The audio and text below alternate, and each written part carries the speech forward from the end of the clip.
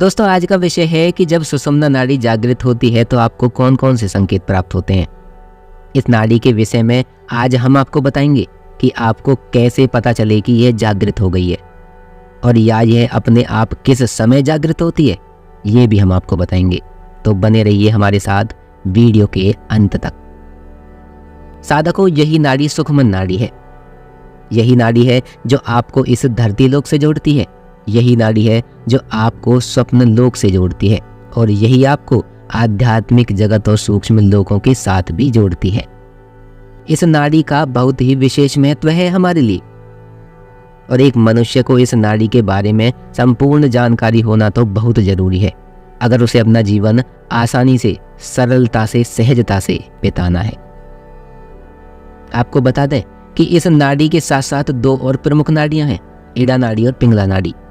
अगर आप हमारे चैनल से जुड़े हुए हैं और हमारी वीडियोस को देखते हैं तो आप इनके बारे में अच्छी तरह से जानते होंगे।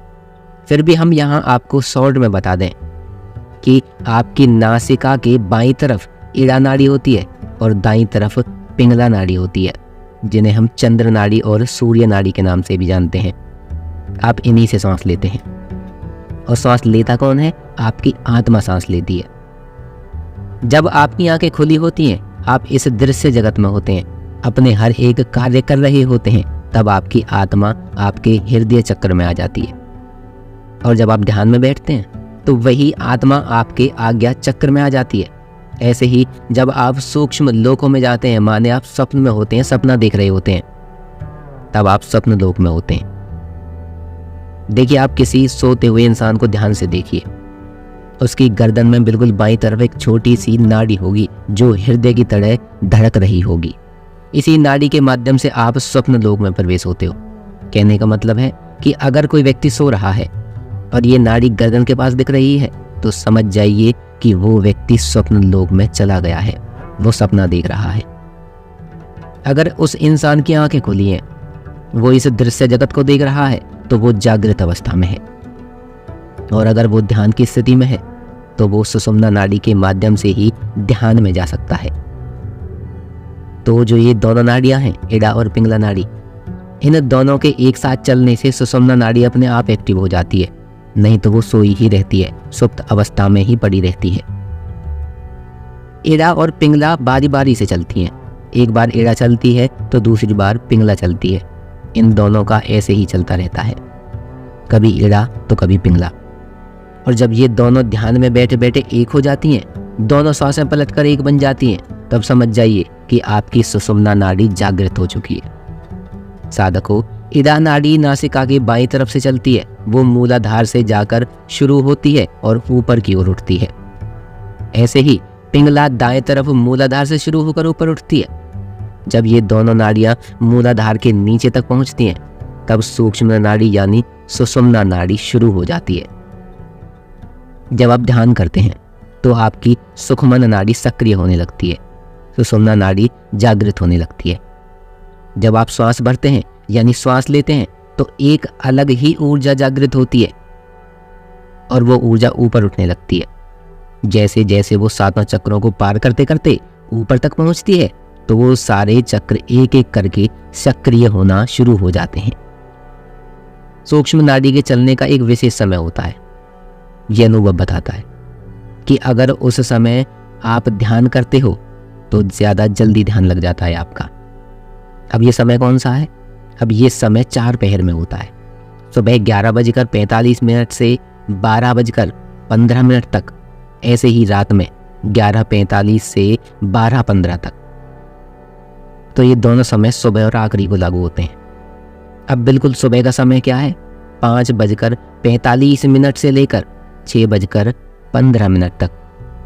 इस बीच इस सुखमन नाड़ी को सक्रिय होना होता है। दोस्तों, वैसे ही शाम का समय 5:45 से 6:15 तक। इन चारों पहर में सुषुम्ना नाड़ी सेम चलती है, आपको कोई अलग से एफर्ट नहीं लगाना होता इसमें। अब अगर आपके पास इन चारों में से कोई भी समय होता है, तब आप ध्यान में बैठ जाइए, आपका ध्यान तुरंत लग जाएगा। यही ऊर्जा जब ऊपर उठती है तो आपके चक्र जागृत होते हैं, जिन्हें हम कहते हैं कुंडलिनी जागरण। तो आप कैसे पहचानेंगे कि आपकी सुषुम्ना नाड़ी चल रही है? देखिए, जब आपकी दोनों नाक से सांस बराबर मात्रा में आ रहा हो और जा रहा हो, यानी कोई रुकावट ना हो, तो जान जाइए कि ये सक्रिय है। दूसरा, जब आप ध्यान में बैठते हैं तो आपको लगता है कि आप किसी गुफा में, काले रंग की गुफा में जा रहे हैं। आपके हाथ, पैर, शरीर सब शांत हो जाएगा, मन एकाग्र हो जाएगा, शांत हो जाएगा। आप उस गहरी गुफा में बस प्रवेश करते जा रहे हैं, ऐसा आपको लगेगा। तीसरा, आपको हमेशा आध्यात्मिक चीज़ों में रुचि होने लगेगी। भक्ति के गाने सुनना, भक्ति की चीज़ें देखना, सांसारिक चिंताओं में स्वतः ही कमी आ जाएगी। और चौथा, आपको यूनिवर्स दिखने लगेगा, मतलब यूनिवर्स में जितने भी गूढ़ रहस्य हैं उनका आपको अपने आप एहसास होने लगेगा, पता लगने लगेगा। कई डिवाइन चीज़ें जो हैं आपके साथ कनेक्ट होना शुरू हो जाएंगी। दोस्तों, पांचवा है, आपके मूलाधार चक्र पर बहुत जोर पड़ेगा शुरू में। जब यह सक्रिय होता है ना, तो सबसे पहले ऊर्जा आपके मूलाधार चक्र के नीचे, माने आपको खुजली, वाइब्रेशन सी महसूस होगी। नंबर 6, आपका ध्यान हमेशा अपनी सांसों पर रहेगा।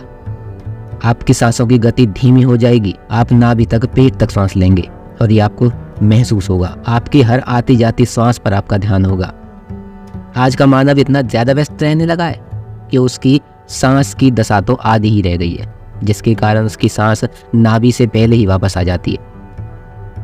अब छठा है, जब किसी की भी सुषुम्ना नाड़ी जागती है तब उन्हें कुंडलिनी के अनुभव होने शुरू हो जाते हैं। मानो सातों चक्रों का एहसास उन्हें होने लगता है। जैसे चक्रों का रंग किसी का लाल है, किसी का पीला है, किसी का हरा है, ये स्वतः ही उसको ध्यान में प्रतीत होने लगता है। अब उसके भीतर कई अदृश्य शक्तियां जागृत हो जाती हैं। वो दूसरों के दिमाग को पढ़ सकता है बहुत ही आसानी से, और सामने वाले को कुछ पता भी नहीं चलता। उस साधक को बीमारियां नहीं लगती, या लगी होती हैं या कोई होने वाली होती है तो वो रुक जाती हैं। और आठवां, उसकी ब्रह्म मुहूर्त में आंख अपने आप खुलने लगती हैं। दोस्तों, सुषुम्ना नाड़ी जागृत होने पर उसके रीढ़ की हड्डी में जैसे चींटी काट रही हो, चींटी रेंग रही हो, उसे ऐसा महसूस होता है। उसको अपने किसी भी चक्र पर अचानक से खुजली या किसी चींटी ने एकदम से काटा हो, ये उसे महसूस होता है। दोस्तों, आप अपने अनुभव हमें शेयर करना ना भूलें। आज की वीडियो में बस इतना ही। मिलते हैं अगली वीडियो में।